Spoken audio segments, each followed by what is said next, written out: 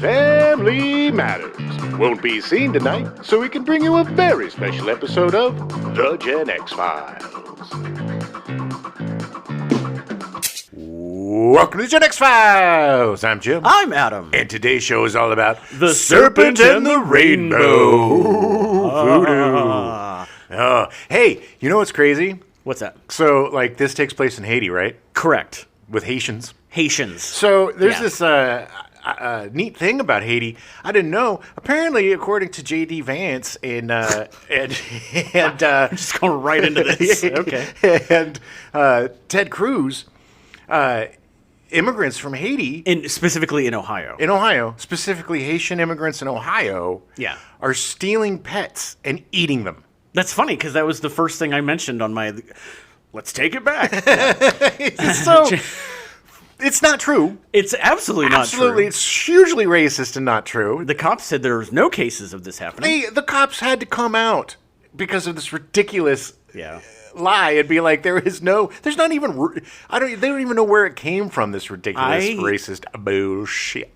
I'm very sure that things are crappy enough in Haiti that you don't need to be telling people that the immigrants are eating cats and dogs. That's just so racist. Anyway, I'm sorry, Haiti, for these jerks. They're talking out their ass. It's their own thing. They're just dumb. Yeah. Also, I just want to make really quick mention of two great Gen X icons who passed. Yeah. We lost Darth Vader. Yeah, James Earl Jones. 90. The voice of Darth Vader. The voice of Darth Vader. Yeah. Talent crush. I saw... James Earl Jones. As soon as I knew who James Earl Jones was, because I was obsessed with Star Wars. Yeah. Obsessed with everything Star Wars. I started watching everything he did. You know, that baseball movie that he did with...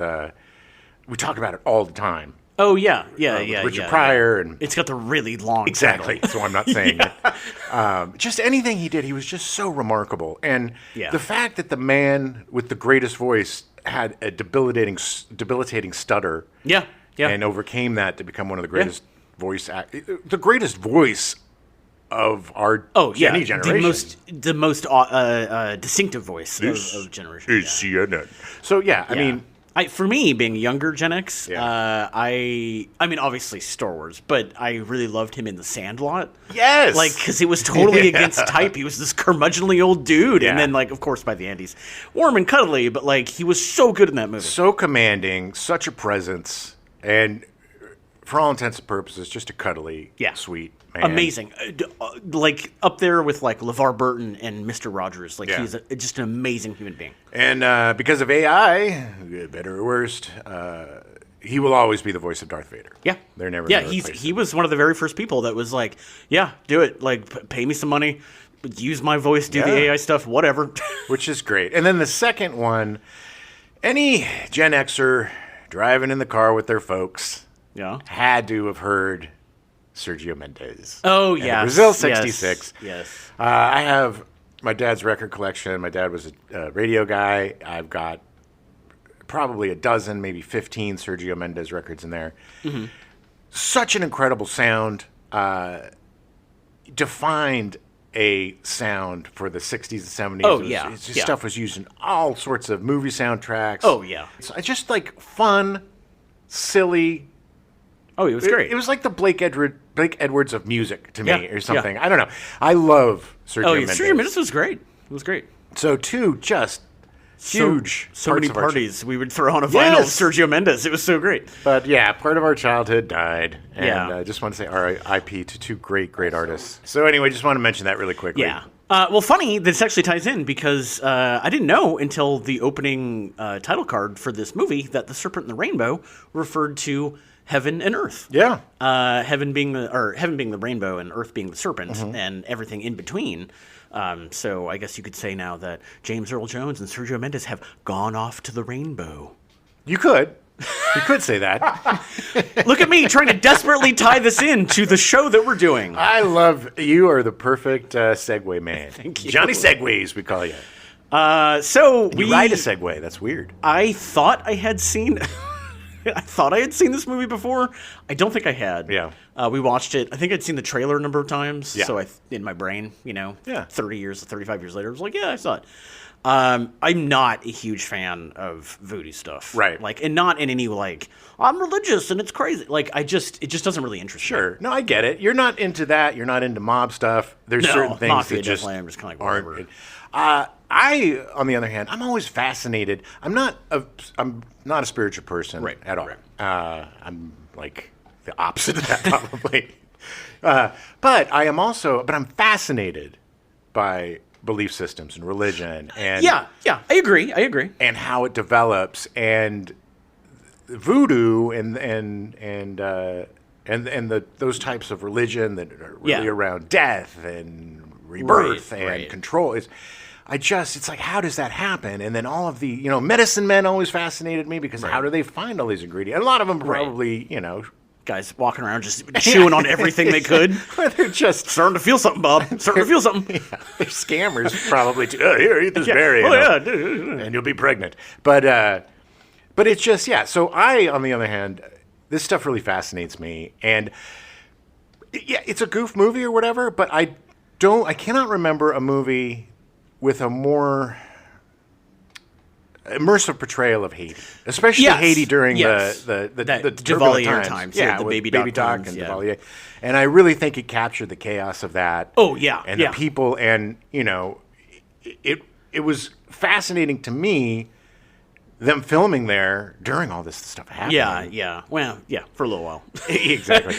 But I think they did a good job of not denigrating the place of the people. I agree. For the most part. I mean, look, it's voodoo and zombies, so it can't be 100%. It's got 50 years of camp behind it. Sure. Because that's how they would... People in the 30s and 40s doing movies of voodoo, right. They would make it all goofy because they didn't know how else to deal with it. Yes. And unfortunately, that's very imprinted on this sociological brain. Put some white guy and really offensive blackface and, yes. and bones in his mouth and, ooga booga. We all saw the old cartoons. But this was a much more... I'm not going to say realistic, but a much more grounded portrayal. Grounded is a good Haiti. way to putting it. Yeah. So I really enjoyed that about it. I had not seen this movie in decades. Yeah. And it's not my favorite movie. It's not my favorite Bill Pullman movie. I think I might even say he might have been miscast in this. Well, yeah, I don't disagree. If he hadn't been cast, they would have had the movie. So. Right. But I mean, I'm not saying he was bad. We'll get into that, but it's just. It's one of those movies that I respect and I enjoy, and I love seeing directors whom I admire, like Wes Craven, step out of his box, out of their box for a little bit. Yes, I agree. I think I would have liked to have seen the 3-hour cut that he did. I'm curious to see that. Yeah, because it did kind of... I left the movie wanting to know more about things. Right. And it feels very much like it was a 3-hour movie that was cut down to 90 minutes. In the third act, the first two acts are much more, as we said, grounded in reality. Yeah. And I think the third act kind of jumps into Freddy Krueger territory and gets a little bit too fantastical. Yeah. Well, that's what it's like, him just... Craven going, okay, well, it might be real, it might not. And, there just wasn't enough either way. Yeah. And it just was a little, and which is odd, because Craven's a really good director. Yes, he is. And it just felt a little gray, and that's why it was like, oh, maybe the longer version, it would have been set up better. Maybe, because there aren't enough hints or tidbits to make you think that it was... all in his mind. I mean, you set it up and everything. Yeah, I don't believe that it was all in his mind because characters reacted to other things that wasn't him. Like the wife eating the glass and having the thing. And freaking out. I mean, all the other people saw it and reacted to it. And unless he hallucinated all that. I mean, unless the whole thing was hallucination, but which is possible. But started out in the beginning. But again, then there should have been something that pointed to that. Yes. I think the third act was rushed. I also think that it turned into a rescue situation with him trying to rescue Marielle. Yeah. Zix Mokay's character, as great as he was kind of a little... They didn't define him well enough. No, he was interesting. Like, they were setting him up to be pretty interesting. Yeah. Of like, okay, he's in the government, but then he's kind of using this stuff to control people, which I think was pretty accurate to Haiti. But then by the end, it's like he just became this stereotypical like villain, exactly. and it's like the third act he turns into just the complete monologuing stereotypical. I'm gonna jump through this wall and throw you away. Anyway, so it was interesting to watch after so many years, and I enjoyed it. I did not. I don't dislike this movie, but it's definitely not my favorite Wes Craven film or Bill Pullman film. Yeah, I mean, I would agree. I didn't dislike it. I mean, it had a lot. I mean, not that it needs to do any heavy lifting, but for me, it had a lot to make me interested in it. Yeah. But I really wish that Wes Craven could have released a 3-hour cut. I mean, maybe it would be the most dreadful, boring thing ever. But but I do think that it would have gotten more across what he wanted. Yes. Now, granted, in his own words, he thought it was too talky, so he cut it down.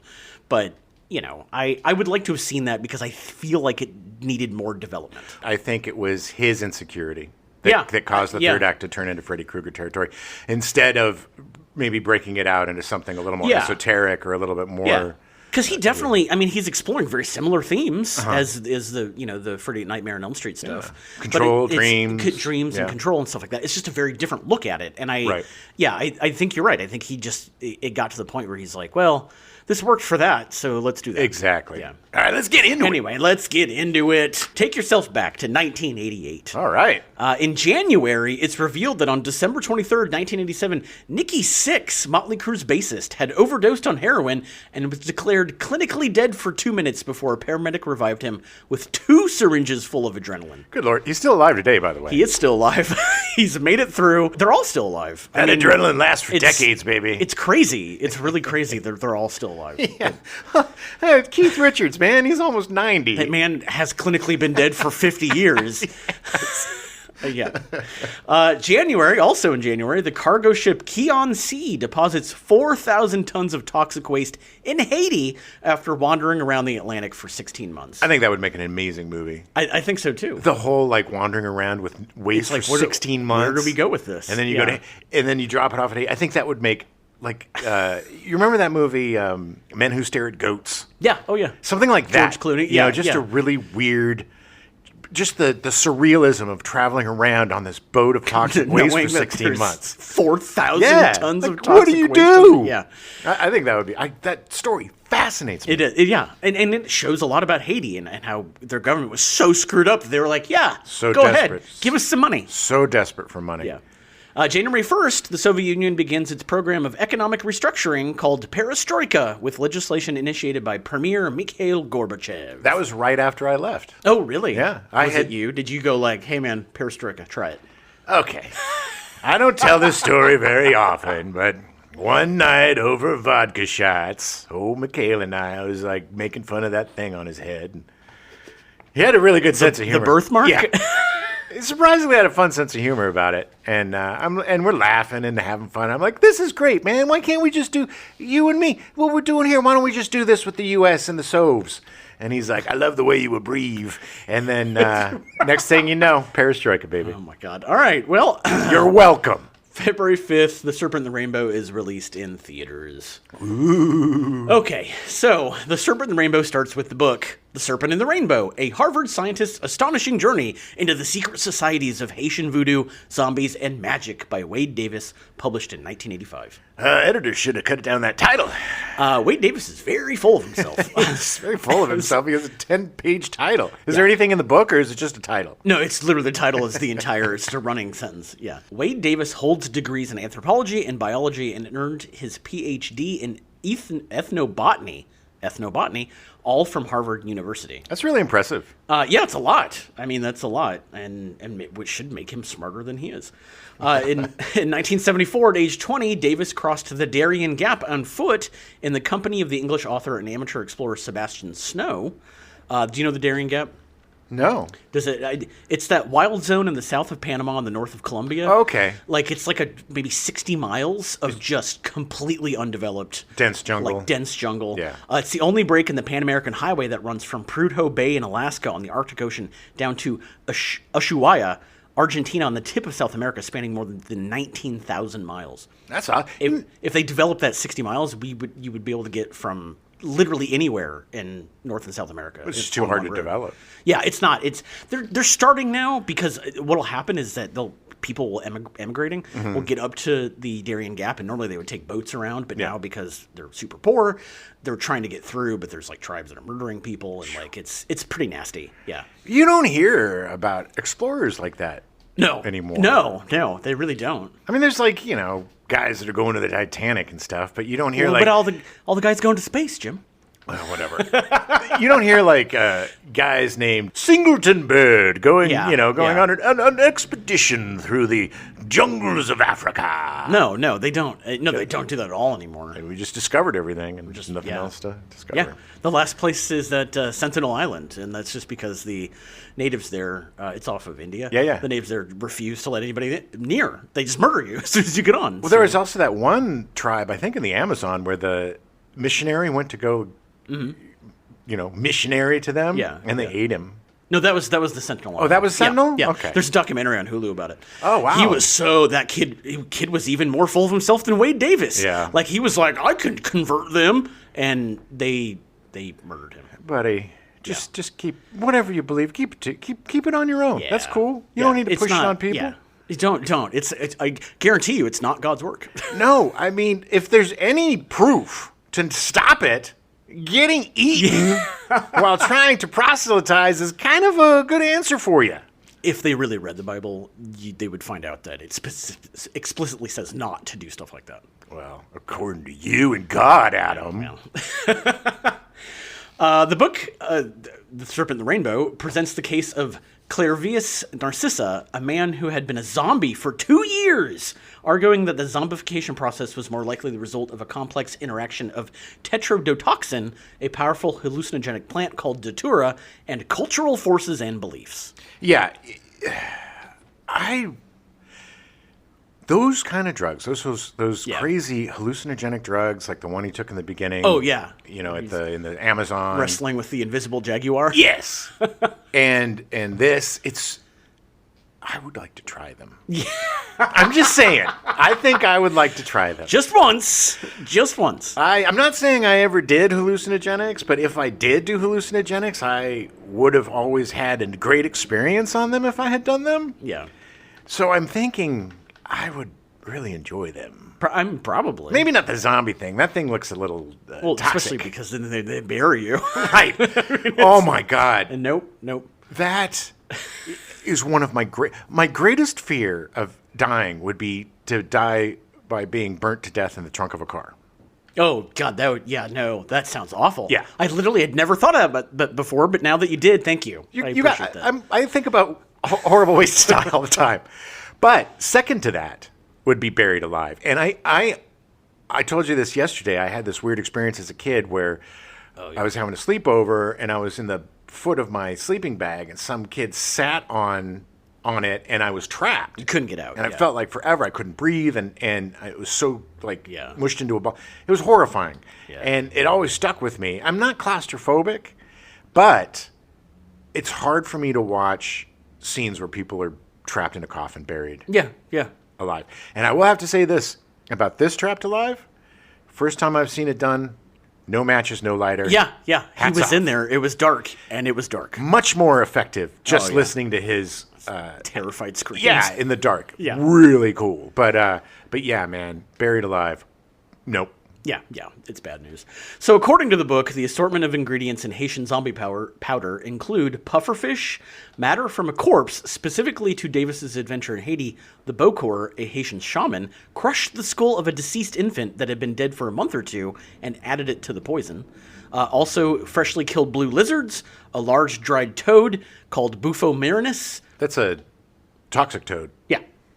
Which is wrapped with a dried sea worm, which is prepared beforehand, cha-cha, which is a silk plant called albizia, and itching pea, which is a species of velvet bean called mucuna. And just a little pinch of paprika for taste. Yeah, a little salt and pepper, and we're good to go. That sounds awful. Samples that he gave to other scientists contained no trace of the tetrodotoxin, causing some to claim that Davis was a fraud. Now, in his own words, he's never saying that they're actually zombifying people. Right. Like, he's trying to find combinations, compounds, and stuff that potentially could help people. He's investigating the situation. Yes. But you know, he discovered this whole thing. I mean, Wade Davis, which they obviously, Bill Pullman was playing a fictionalized version of Davis. But Dennis Allen. Yes. A man with two first names. Never trust a man with two first names, Adam. But he was trying to investigate these things that, you know, because you never know. There's been a lot of toxins and stuff that have been found in, like, the Amazon, you know, and they help people. Yes. So, Dr. Dennis Allen works for a pharmaceutical company. Yes. And you're right.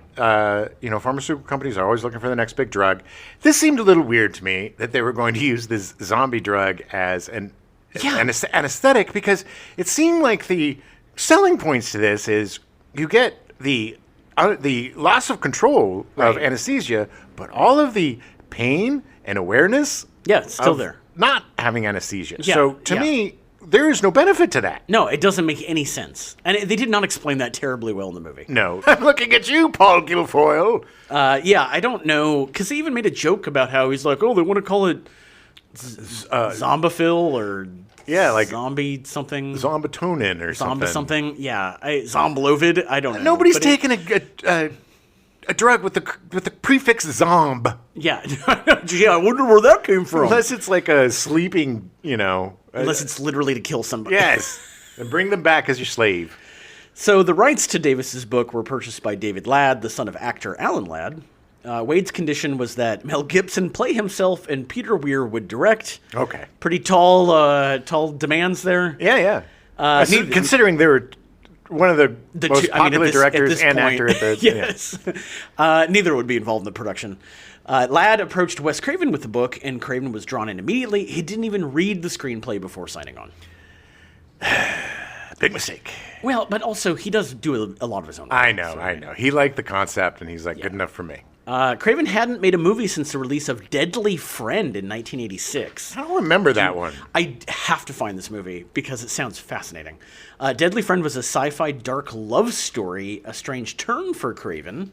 The first test screenings for the film were criticized for not being gory like his previous movies, so the studio demanded rewrites and reshoots. After more gore was added in, the studio balked at how gory it was, demanding cuts to some of the bloodier scenes due to the MPAA giving it an X rating. The MPAA was all about shelling out X ratings back then. Oh, yeah. The second that one person was like, no, too much blood. Yep. Okay, bang, X. And it's all quaint now. But it's also funny that literally the studio was like, you need to make a movie more like Nightmare on Elm Street. So he did. And then they were like, whoa, that's too much like Nightmare on Elm Street. I'd like to go back in time and show these MPAA people a few scenes from The Boys. Oh, yeah. And watch their heads explode. No. And be like, that's on TV now. Look, after, and I've talked about this before, after the release of Psycho in 1960 and the fact the MPAA rejected his first cut, Hitchcock sat on it for 2 weeks and then didn't touch it and then resubmitted it, and they were like, perfect, it's good.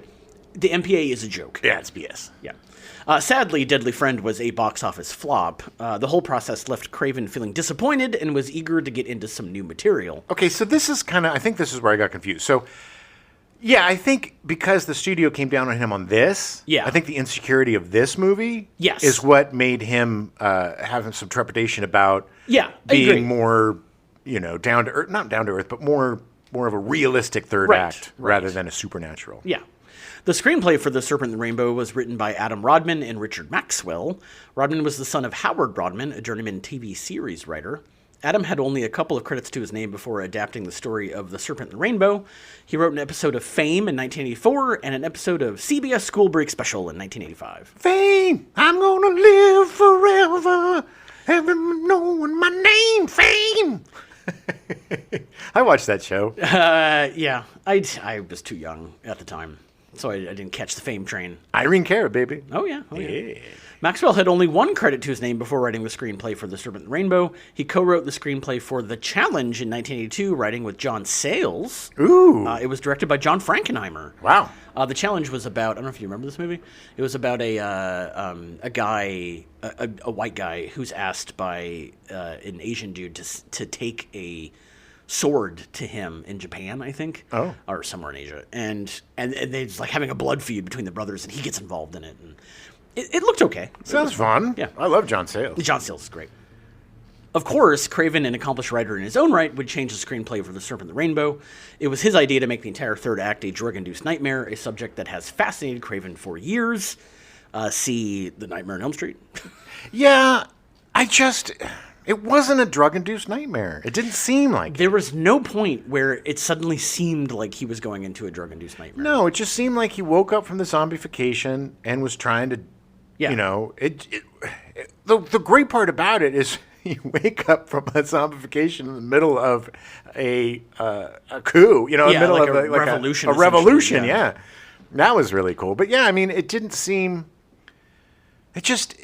There was no entry point into it possibly being a drug-induced. Exactly. There wasn't those telltale signs Right. or those little hints that you need to get across. They did a much better job of that in the beginning, Yes. the opening sequence when he was in the Amazon, Yes. where it was like, holy shit, Yes. excuse me, like holy moly, like he's got that jaguar's gonna attack him, and then he's playing with it, Yeah. and then they cut back and they can see somebody outside of his reality looking at him rolling around with nothing. I think Craven thought that set up the third act enough to give us what we needed to think it was a drug-induced nightmare, but I think he was wrong. I think that then, in that case, in this movie, then literally everything after he takes that drug in the Amazon is in his head. That's one theory. I mean, that's where I'm landing on this. Sure. Craven and Ladd went to Haiti in late 1986 to scout locations for the film. It would be the first time an American movie would be shot in Haiti.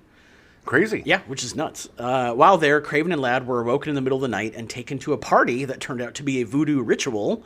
Within a few minutes of being there, they sacrificed a pig 5 feet away from Craven and drained its blood into a bucket, which they promptly started passing around, taking drinks. Yeah, baby, sounds like college.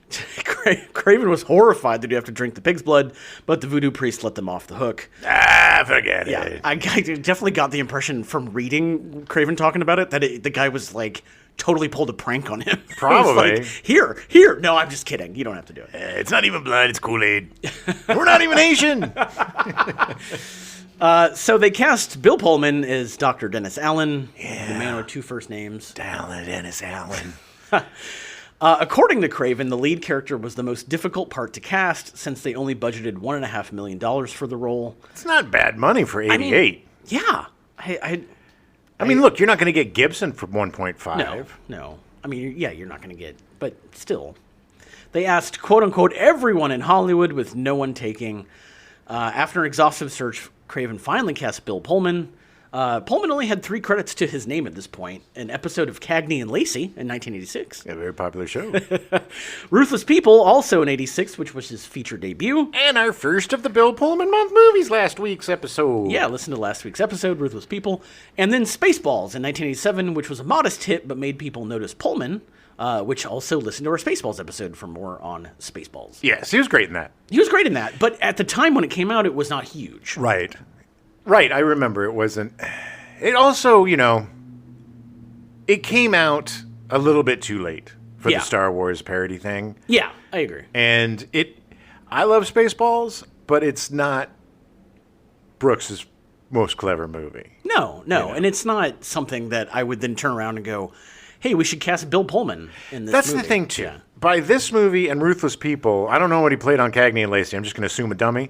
But Bill Pullman, and we talked about this last week, is so good at playing dumb. Yeah. And his first couple of roles were just perfect dumb guy roles.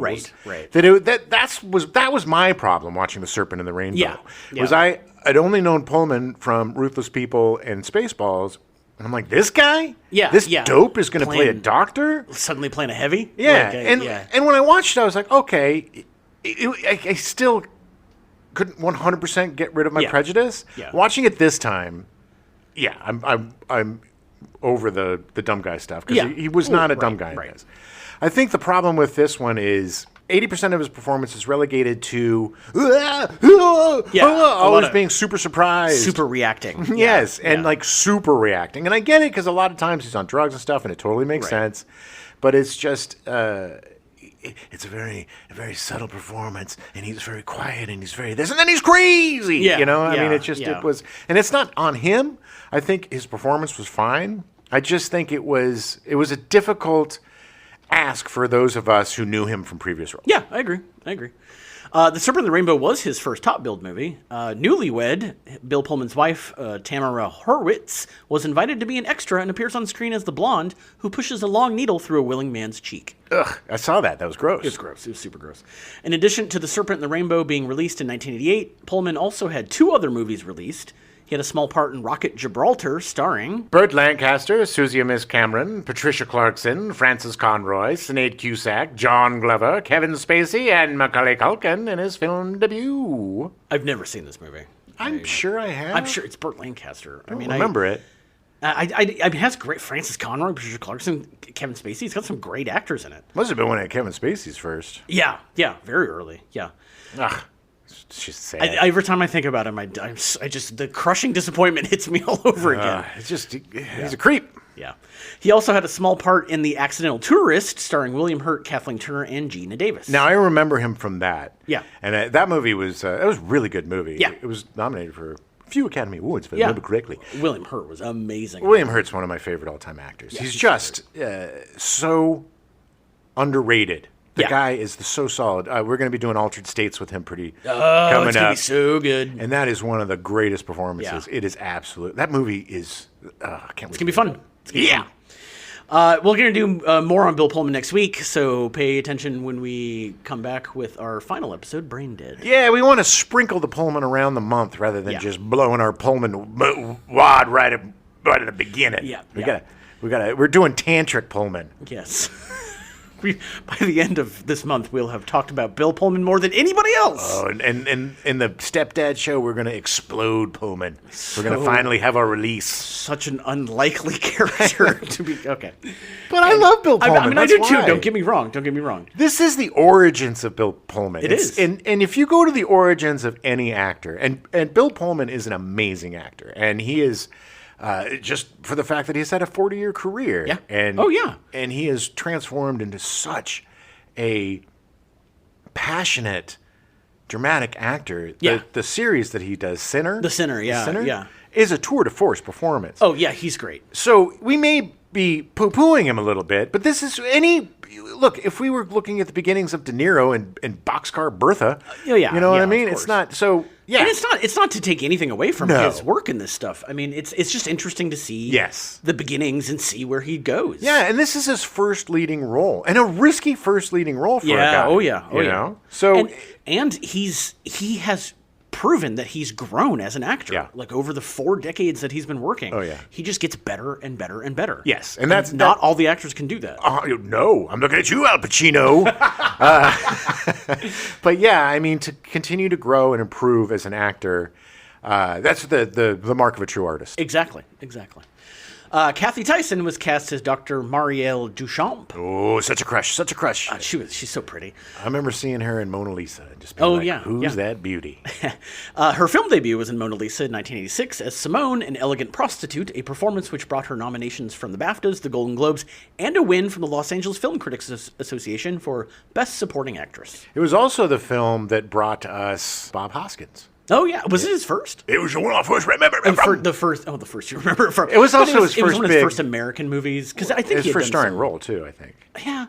I feel like we covered Bob Hoskins at some point. Maybe. Anyway, we'll definitely cover Who Framed Roger Rabbit at a certain point. Oh, yeah. And not to mention the Mario Brothers movie with he and John Leguizamo. That's going to be our Bob Hoskins month. Oh, we got to do another Bombs month, and that's a big one. Awful. Tyson has spent most of her career in British television and movies. She provided a voice in the video game for Watch Dogs Legion and a voiceover for a few characters in the Audible adaptation of The Sandman. I remember her in Watch Dogs Legion. I do not. I don't even know if I finished Watch Dogs Legion. I didn't finish it. It was a fun game. It was a cool concept, but I don't know why. It just kind of kind of, yeah. I was like, it's fun. It's done. I remember it. Tyson would later win a British Academy Television Award for Best Supporting Actress in the Channel 4 television drama Help, starring Jodie Comer and Stephen Graham about the COVID pandemic. Ooh, love me some Jodie Comer. Oh, yeah. Love me some COVID. I never even knew this existed, so I'm kind of curious to see it. COVID doesn't exist, Adam. Is that what it's about? Is it about the... It's about help. No one believes me that that COVID's not real. Help, COVID's not real and I'm trapped in my house. I'm going to pull that sound clip. Tyson can most recently be seen in the film Horde, starring Sarah Lightfoot Leon, a Dutch-born English-Spanish actress. Okay. I'm super psyched that she's still working. Love her to death. You possibly are related to Sarah Lightfoot Leon. Possibly. Doubt it. Zakes Moke was cast as D'Argent Petro. Petro. I have such a hard time with French names. D'Argent Petro. Petro, yeah.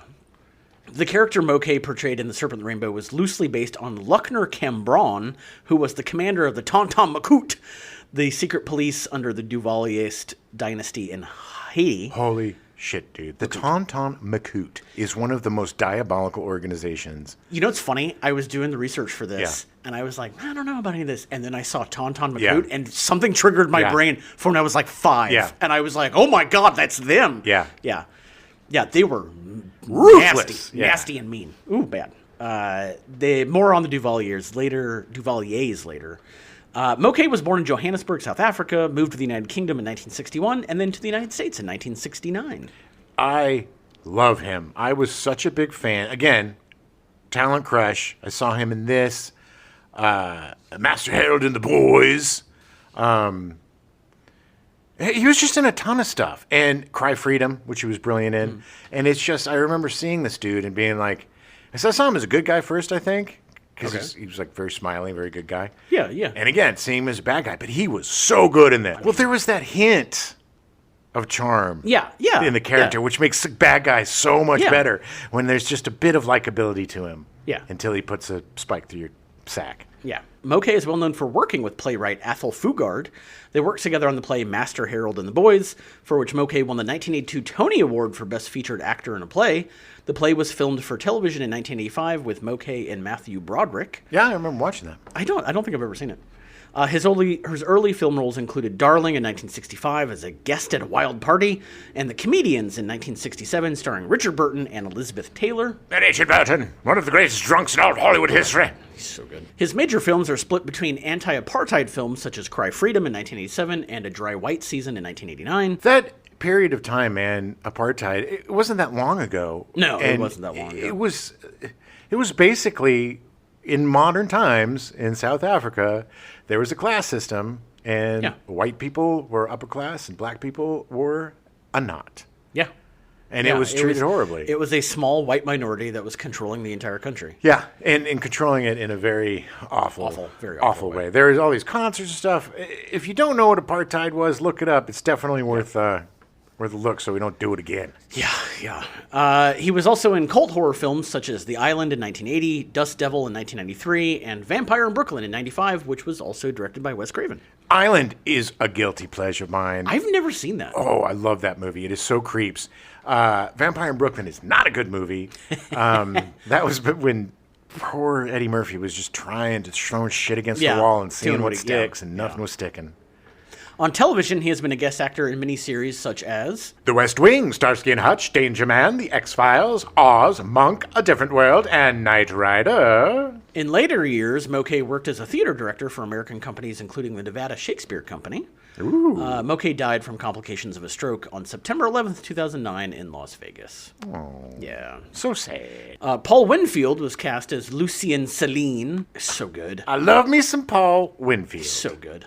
Winfield had just come off 2 films in 1987, Death Before Dishonor, starring Fred Dreyer, which was a box office flop. Yeah, Fred Dreyer, who was Hunter. He tried to have a film career. Fred Dreyer, again, football player becoming actor. Yeah. enough said. Winfield was also in Big Shots, starring Ricky Busker, an 11-year-old from Rockford, Illinois, in his only film, and Darius McCrary, best known for playing Eddie Winslow on Family Matters. Yeah, I remember Big Shots. These two kids are taking like a road trip. They're way too young, but they're road tripping with like they stole a car or something. Yeah. It's funny because I tried to look up this kid because I was like, he's from Rockford. Most of my family lives in Rockford. So I was like, Ricky Busker. And it was the only movie he did, and then he's never acted again. Great name, though. Ricky Busker. Unfortunately, Big Shots was also a box office flop. After The Serpent and the Rainbow, he would make appearances in 22 episodes of the sitcom 227. For more on Paul Winfield, listen to our episodes on The Terminator or Presumed Innocent, in which he is in both, and we go into great detail about Paul Winfield. Paul Winfield, amazing character actor. His personal story that we touch on in that episode is just heartbreaking and incredible. And he's just one of those actors that is likable. You don't even have to open his mouth, and you're like, I like this dude. And in this movie, he's super likable. Yeah. He's kind of, you don't really know where he's coming from. But he's Pullman's pal. Yeah, he helps him. Yeah. And it's just he got done dirty. This was a very interesting role for him. Yes, because I assumed he was going to be an American there, and he wasn't. He was Haitian, and he played it very well. Very well. Very well. I just cannot express enough how great an actor Paul Winfield was. He's so good. Brett Jennings is Louis Mozart. I love Louis Mozart. I love the character in this movie. It's probably my favorite character in the movie because he was just trying to make money.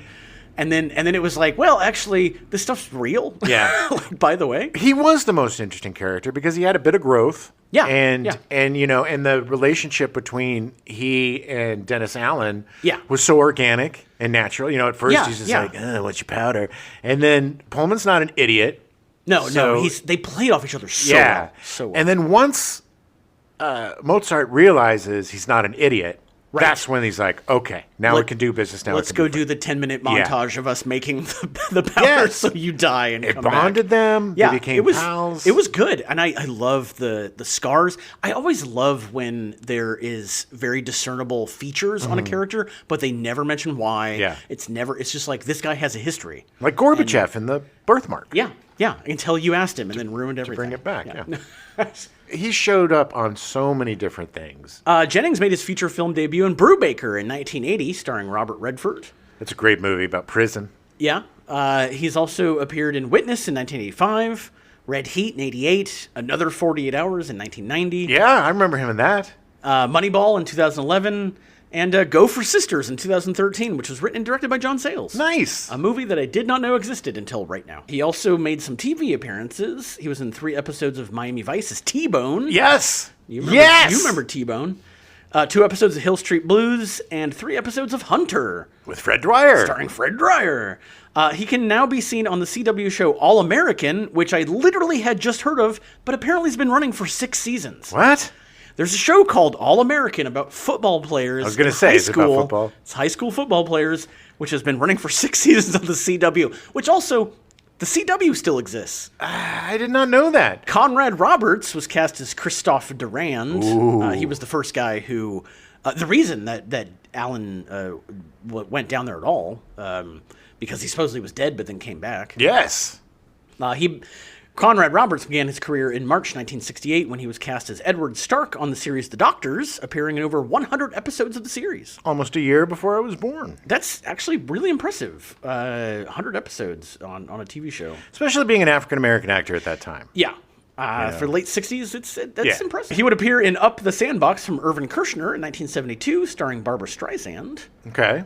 He might be most well known for his part in The Mosquito Coast in 1986. Amazing movie with Harrison Ford. Yeah. In the most un-Harrison Ford role he's ever played. And is it River Phoenix? River Phoenix. Yeah. River Phoenix. River Phoenix. River Phoenix, yes. River Phoenix, yeah.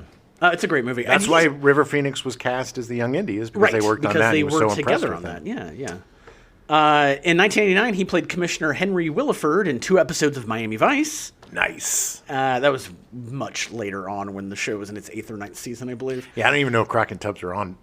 They probably weren't on together anymore. Okay, there were only 5 seasons of Miami Vice. Yeah.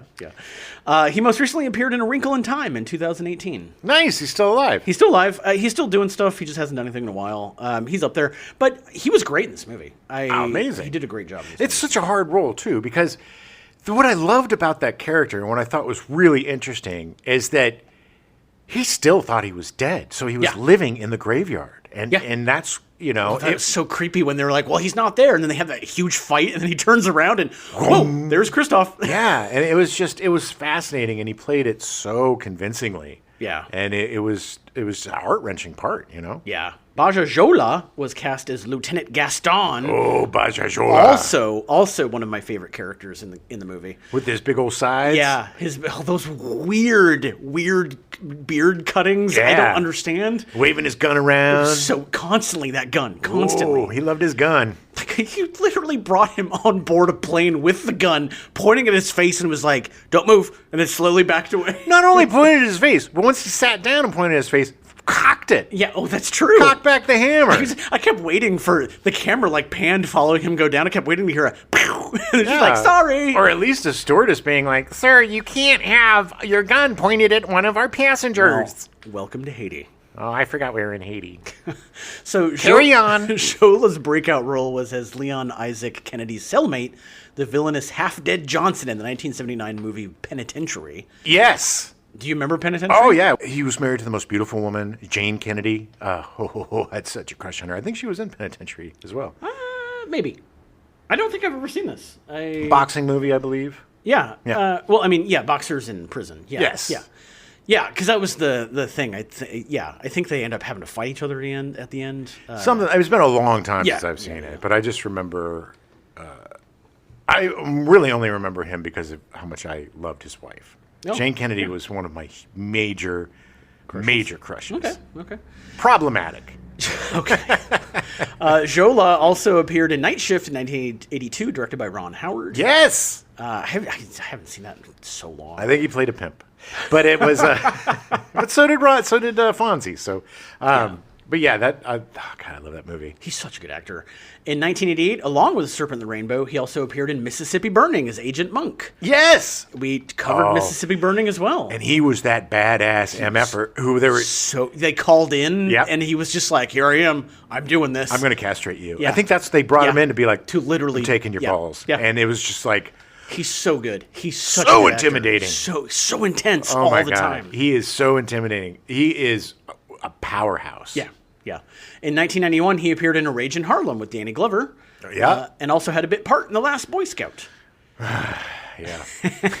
Jola was also prolific in TV, appearing in Tales of the Gold Monkey, Spencer for Hire, Wise Guy, The X-Files, Nash Bridges, NYPD Blue, Millennium, ER, Chicago Hope, and The Lone Gunman. His last Lone Gunman was an X-Files spinoff. Yeah, with those 3 nerds. It only ran for like 5 episodes. Yeah, so what are you going to do with those 3 nerds? The problem with The Lone Gunman was that literally the first episode talked about planes crashing into the World Trade Center. Yes! And it was supposed to air like the week that it actually happened. Yes. In 2001. Yes. And so they neutered that episode, and then they were like, well, maybe we just shouldn't do this. Another really bad timing. So bad timing. At least they didn't. It sucks because the show was good. Yeah.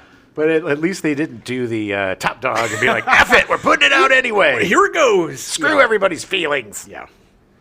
Anyway, his last appearance, Jola's last appearance, was back in the day in 2005, starring Ja Rule and Ving Rhames, a BET TV movie. Interesting. Unfortunately, he died of a heart attack on January 8th, 2005. Yeah. You can't have that much passion and live that long. No. Michael Goff was cast as Dr. Earl Scooney Schoonbacher. Yes, the most British haired man ever. Think of a whiter name in this movie than Scooney Schoonbacher. Hello. Please call me Scooney. Scooney Schoonbacher. Yes, pip pip cheerio. Can we have some tea and crumpets? Pip, pip, pip, pip, pip. The Queen. Goff has appeared in more than 150 film and television programs. He is known for his roles in the Hammer horror films from 1958, with his first role as Sir Arthur Holmwood in Dracula. Yes, I was obsessed with these movies as a kid. The Hammer movies? Oh my God. They're so good. The thing that we had that we don't have anymore when we had like 3 channels was we would have creature feature movies every afternoon. Yeah. And then you'd have like creature theater on Saturdays and Yeah, Sundays where yeah. they'd play 2 or 3 of these movies.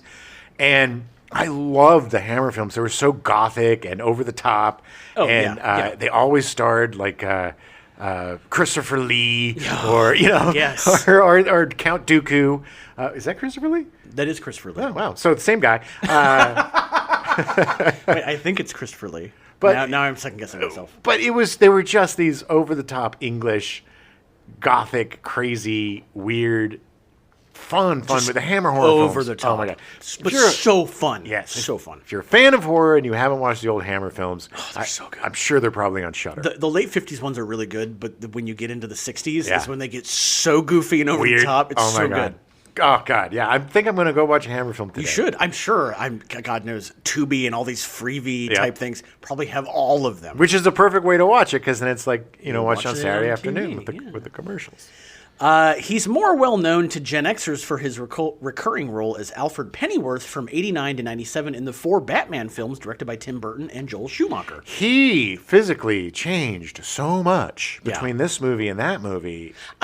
I definitely recognized him. Yeah. But yes, it looked like between 87 or whenever they shot this to 89, he aged like 50 years. And gained like 30 pounds or something. He was, yeah. Great actor, but Yeah. about as English as they come. Goff was one of 2 actors to have appeared in the 4 Batman films. The other is Pat Hingle as Commissioner Gordon. Love Pat Hingle. Yeah, he's great. The old Shingle, they used to call him. Hingle the Shingle? Hingle the Shingle. Because he had shingles. He did, unfortunately. It's not. Get your vaccine. Yeah. If you're Shingles listening really- to this podcast, you should probably get your vaccine. Yeah, they'd be, hey, Hingle the Hingle. And he'd be Talking like, to you. And he'd be like, come on, the shingles hurt a lot, man. Leave me alone. They're so itchy. I was in Batman's. Yeah. I was in all the Batmans. I was a commissioner, damn it. I'm not Commissioner Gordon. Goff also voiced the character in 2 BBC radio dramas, Batman the Lazarus Syndrome in 1989 and the 1994 adaptation of Batman Nightfall. All right. Yeah. Goff reprised his role in a 1989 advertisement for Diet Coke and in 2006 television commercials for the OnStar automobile tracking system, informing Batman of the system's installation in the Batmobile. Which I actually do remember these commercials. Mr. Wayne, put OnStar in the Batmobile. Yeah, I'm pretty sure they premiered during the Super Bowl. Of course. Goff would work with Tim Burton 3 more times, Sleepy Hollow in 1999, after which he actually retired from acting. Sleepy Hollow is a really underrated movie. I is. love that movie. It's one of Burton's better movies. Seriously. And people, unfortunately, it was at a weird time. Yeah. So, yeah. But such a cool investigation. I love movies Yeah. that like take place in the 1800s and stuff, but you have these guys with all these gadgets and stuff. They're investigators Yeah. and they're doing like stuff that probably won't be discovered for another 50 years. But Right. somehow he knows. I know how to do fingerprints. He's that smart. But I love that, and that movie was so good. It's just such a fun movie. It's got great art design, Mm-hmm. and it's just done so well. Depp is great in it. Christina Ricci's great in it. Yeah. The Headless Spooky, Horseman is scary as F. Goff would come out of retirement twice as favors to Tim Burton. He would voice Elder Gutknecht in Corpse Bride in 2005. Oh, nice. And the Dodo in Alice in Wonderland in 2010. I should have stayed retired. The first movie I didn't mind as much. Yeah, I guess. It was fine. But it's the beginning It was of- the beginning of it being like, Burton, you need to cut back on the cocaine. Well, no, it's cut back on the CGI and get back to practical effects, where you shine. Right. Which he has, apparently, with Beetlejuice. Which, it's a much better movie, apparently, than his past things. The past 15 years. Oh. Some other Gen X movies he appeared in: The Boys from Brazil in 1978. About clones of Hitler. Yeah. Top Secret in 1984. About clones of Hitler. No, he was great in Top Secret, and again, we talked about that a little bit last week on our Zazzy episode. Yeah. Goff was also in Out of Africa in 1985. His final TV appearance was in 1996 in the Young Indiana Jones Chronicles: Travels with Father. Yeah. Goff died from cancer at the age of 94 on March 17th, 2011. Ah, man. I mean, But 94 is a good run. good run, but God, it just breaks my heart. These guys that get these awful diseases at the very end. I know. You know, It's like, why can't it just be he passed away in his sleep? Yes. Peacefully? Thank you. Yeah. Paul Guilfoyle was cast as Dr. Andrew Cassidy. No relation to Kimberly Guilfoyle. We looked it up. No. He's very happy about that. Guilfoyle was a regular cast member of the CBS crime drama CSI, Crime Scene Investigation, on which he played Captain Jim Brass from 2000 to 2014 for 317 episodes. It's funny, I always think of him on SVU, because a lot of times CSI gets absorbed into that, because I watched CSI, but I wasn't like a huge fan of CSI. But I've always loved Paul Guilfoyle. Oh, yeah, he's great. He would return for the series finale. He would return for the series finale, Immortality, in 2015. He also returned for 2 episodes in the sequel, CSI Vegas, which apparently I think just came back, but I don't know if it's still running. Yeah, what? I don't know. I don't know. There was literally a CSI Vegas that came back, and I was like, this doesn't make any sense because CSI was set in Vegas. Anyway. Ever since we got rid of satellite, I have no idea what's on network TV anymore. I know. His other television appearances most notably include guest roles on Miami Vice, Law and Order, Wise Guy, New York Undercover, Ally McBeal, and Justice League Unlimited as Travis Morgan, the Warlord. He always played cops. Yeah. His film credits are numerous, spanning nearly 3 decades, including Howard the Duck. Listen to our Howard the Duck episode. Wall Street, Celtic, Pride. Oh, I saw that at the Neverland Ranch. Oh.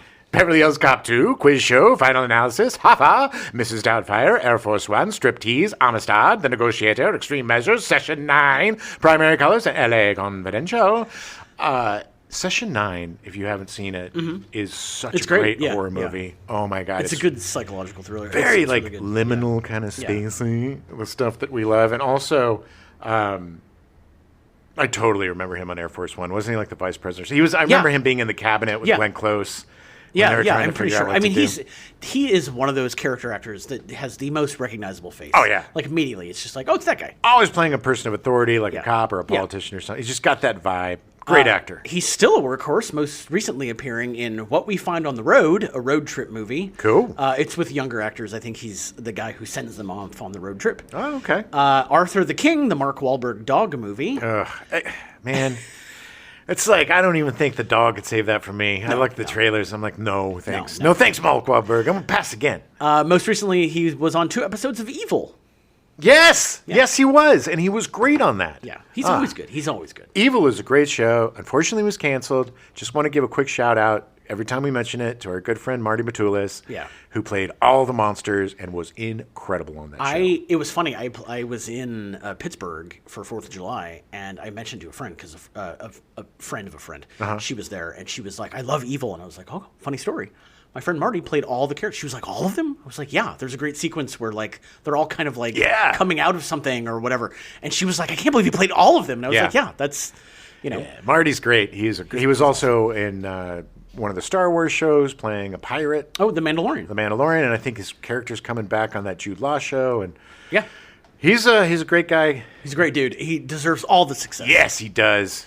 Way to go, Marty. We are co-presidents of Marty Matulis' fan club. We are, and we fight about who's more of a fan.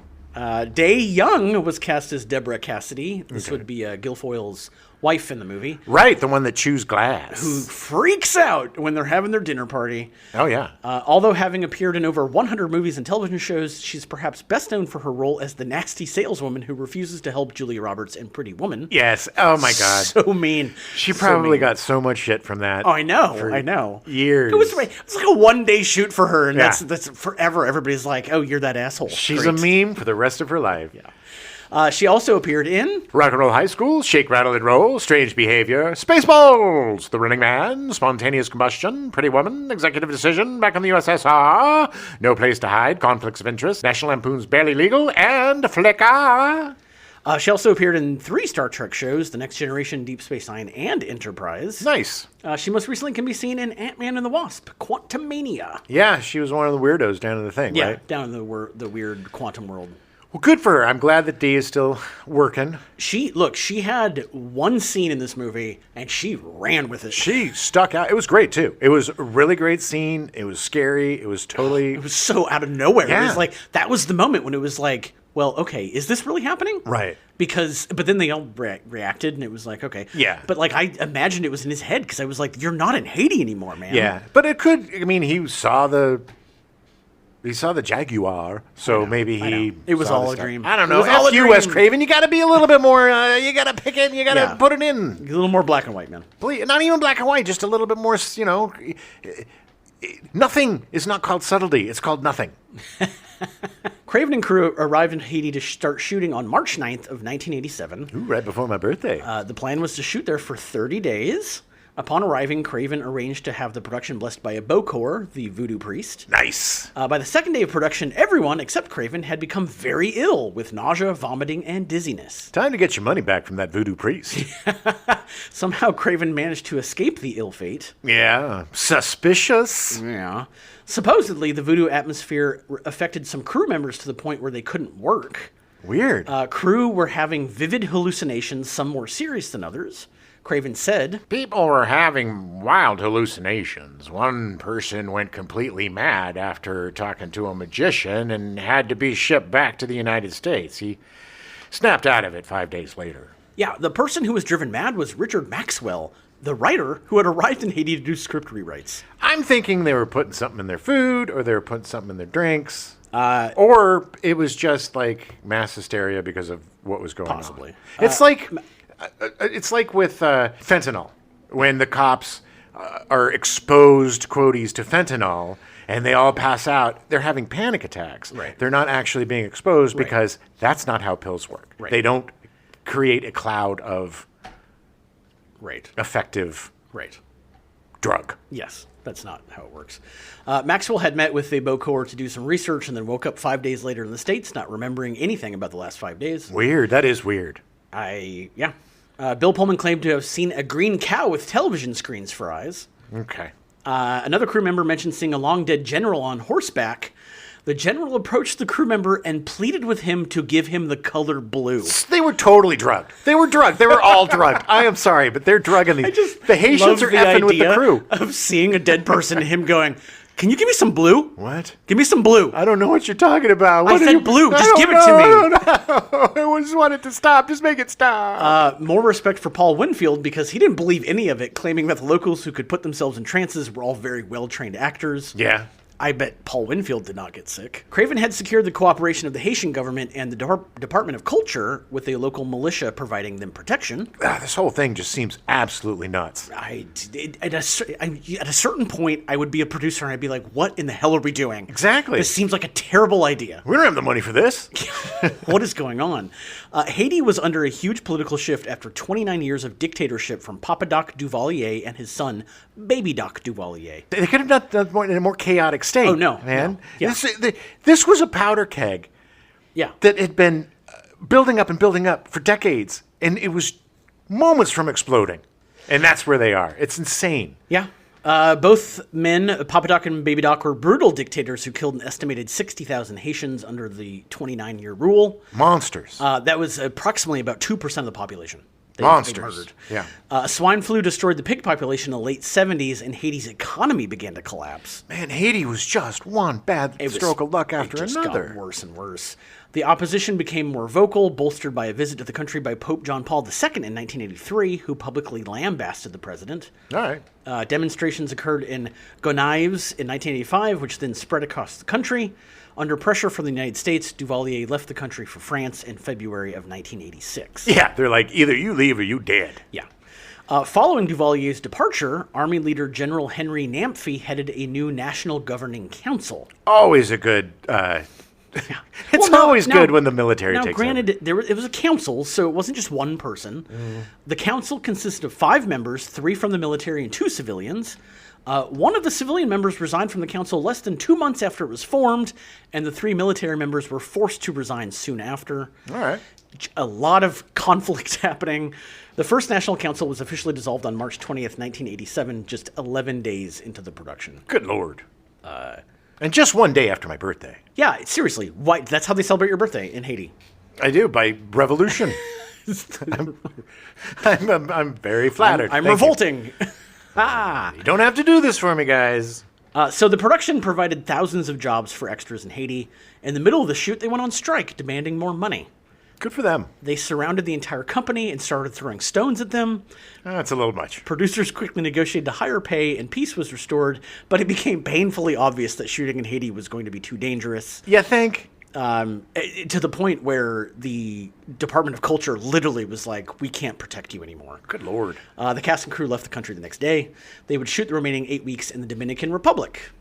All right. After production wrapped, Craven edited the picture, which resulted in a 3-hour first cut that was too long for commercial release. It's always how it is. I think I told you when we did Carbuncle, T. Arthur Cottam and I, our first cut was 2 hours and 48 minutes. Yeah. Thought it was gold. Thought it was the best thing ever. Too long. Academy Award winning. Too long. Showed it to people. Woof. Cut it down to 88 minutes. Craven said about the first cut, A lot of that was talk. Too much talk. Craven cut it down to 98 minutes, and test screenings were extremely favorable. 3 different scores were composed and rejected for the film while it was in post-production. Yeah, and they ended up just going with the Terminator score with a little bit of a Kind of a steel drum jungle twang. fever Yeah, to it. exactly. Yeah. The first one was by African percussionist Babatunde Olatunji, who had never done a score before. Okay. His score was replaced by Jeff Coase and Jesse Frederick, but because the filmmakers liked the feel of Olatunji's score, they based theirs on it as well, which was then replaced by Charles Bernstein, whose score was too similar to the score by Coase and Frederick. They just kept piggybacking off everybody else. Well, I mean, it's lazy work. Yeah. After Bernstein's score was rejected, they finally went with a score by Brad Fiedel. Who just basically ripped off the Terminator score. My guess is that I'm gonna blame the producers, because my guess is that they probably heard Babatunde Olatunji's score and said to Coase and Frederick, "We like this, but there's certain things we don't," and they did those like awful like gray notes, and it's like, okay, well I gotta interpret that, and then They probably synthed it up because it's Yeah. the 80s. They probably put a lot of synthesizer in it. yeah, and- it was just it.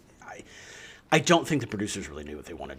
Look, it's the 80s. It's got to be synthesizer and saxophone or it's nothing. Synthesizer, saxophone, and percussion. Those are the 3 tenets of 80s soundtracks. What if I throw in a steel drum? Nah, okay. Okay, That'll okay. work. It's percussion. Crazy. That's part of the 3s. Percussion. The movie made $19.6 million at the box office from a $7 million budget. Got my $6. Reviews were generally favorable. Roger Ebert of the Chicago Sun-Times gave the movie 3 stars out of a possible 4, praising Pullman's performance and the... Dang visuals. while also noting the Serpent and the Rainbow seemed to take Haitian voodoo more seriously as a religion and a cultural force than most horror movies with similar themes, which merely use voodoo as a... Gimmick. Yeah. Look, I completely agree with him. I think... Yeah, I think Ebert's pretty spot on. Yeah, I mean, look, I make fun of him a lot, but there's a reason why he's one of the most celebrated critics ever. But because he loves movies. I think you're secretly channeling Leonard Maltin. I like Leonard Maltin. I always like Leonard Maltin. Not like Leonard Maltin. Anyway, I like Roger Ebert a lot more. Anyway. I think that was the biggest positive of this movie was Haiti. Yeah. And seeing Haiti and actually seeing the nitty gritty of Haiti. Yeah. And not portraying the people as a bunch of stereotypical poor idiots, you know? Which is why I think a 3-hour version would be much more interesting. Same. And not that the movie was bad. No. But I think it would have been really interesting to really dive deeper Yes. into the politics and like all that stuff going on. I think, again, as we spoke about it, I think the third act detracts from all that. I think the third act is the insecurity of Wes Craven and just being like, okay, I got to go. Yeah. I got to do this for my fans. Got to tie this up somehow. Yeah, and I got to put in the supernatural. I got to make some gross outs, and I got to, So there's just, I think that the 3-hour cut probably delves a lot deeper into the religion and to, the machinations of everything. There's some great parts in this movie. Oh, yeah. Georgia scene with Zake Smokey and Bill Pullman. Yeah. It was frightening. And, Oh, my God. And I just want to hear you scream. Exactly. I'll scream. See, I'm screaming. I'm screaming. No, not enough. I made a mistake. He doesn't get the giant spike through the peen. No. It's the spike through the scrot. Yeah. Because after he gets dropped off with his bloody tidy whities, he's like, he just put a hole in my I'm intact. Yeah. That was he had to say because we're all like, oh, his dick's gone. And then how do you root, especially back in the 80s, you can't root for a guy who doesn't have a dick. Well, it would be completely unbelievable that he could finish the movie if he didn't have a dick anymore. Well, I'm sorry. It's completely unbelievable that he got a spike through the scrot and he can still run around and stuff. I mean, that's a pretty major... injury. Except for the fact that none of it actually happened, Jim. Well, there's a lot of, what, he just spit a bunch of pig's blood on his tidy whities?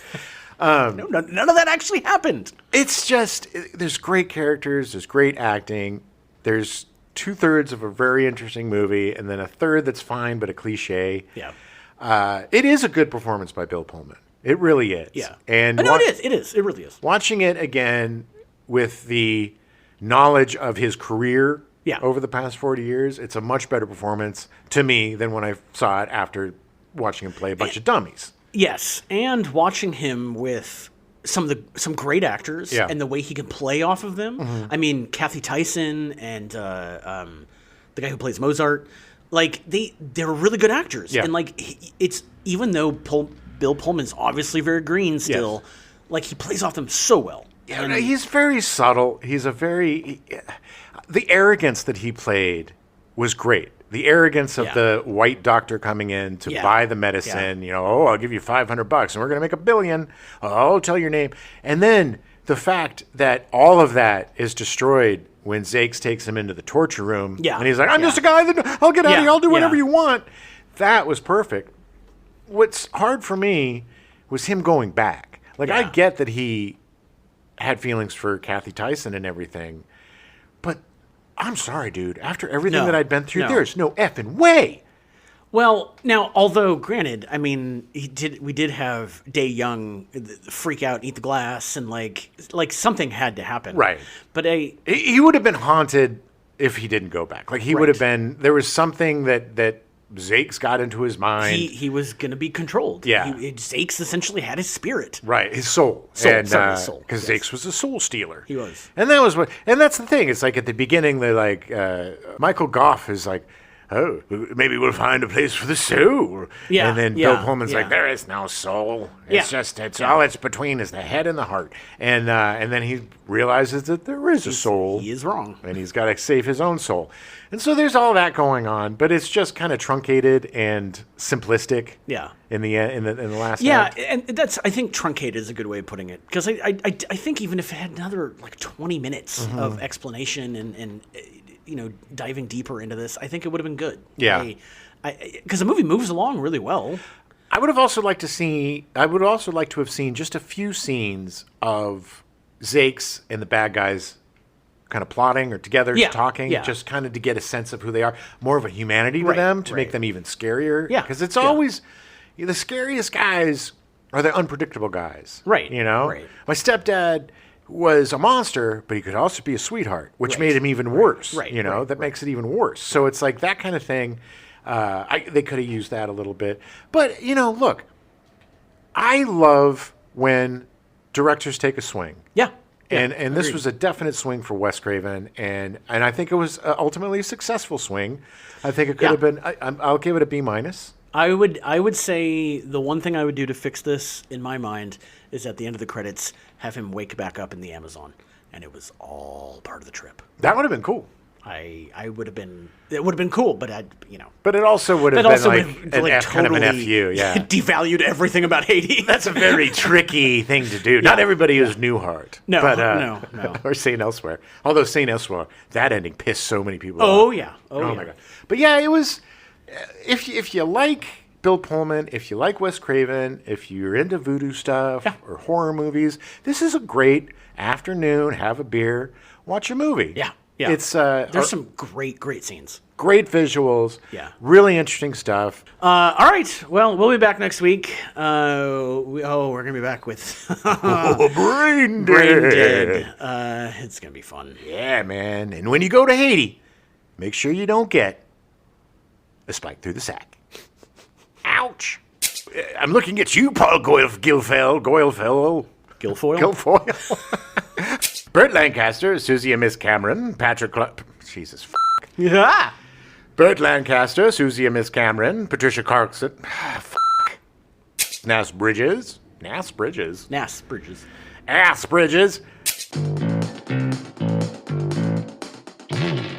We now return you to your regularly scheduled programming. Inspector Gadget, already in progress.